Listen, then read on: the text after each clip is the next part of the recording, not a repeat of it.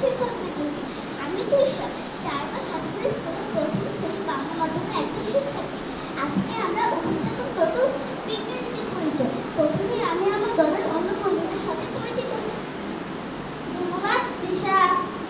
আমি রামিসা। আমি সামিউল আলিম। আমি নায়েব ইসলাম নাফিস। আমি তাসনিম ফারহান।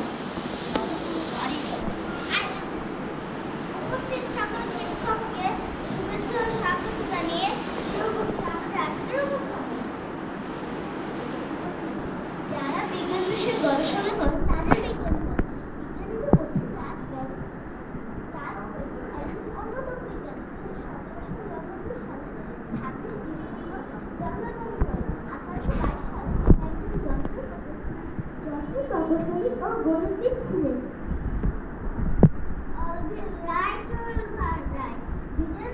মার্কিন প্রকৌশলী। তারা উল্লাস আবিষ্কার করেছেন।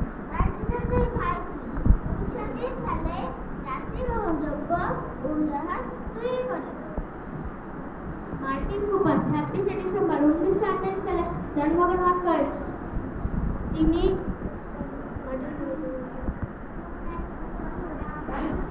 1973 সালে মোবাইল আবিষ্কার করেন। মোবাইল শুধু যোগাযোগের জন্য ব্যবহার করা হয়। জুনিয়র মিয়ার একজন ইঞ্জিনিয়ার ছিলেন।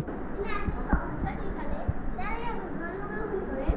বিশ্বের প্রথম টেলিভিশন আবিষ্কারের জন্য তিনি বিখ্যাত। তিনি 1966 সালে মারা যান। টেলিফোন আবিষ্কার করে সবচেয়ে পরিচিত হলেন আলেকজান্ডার গ্রাহাম বেল। তিনি 1847 সালে 3 মার্চ জন্মগ্রহণ করেন। তিনি 1876 সালে টেলিফোন আবিষ্কার করেন। আলেকজান্ডার গ্রাহাম বেল 1922 সালে মারা যান।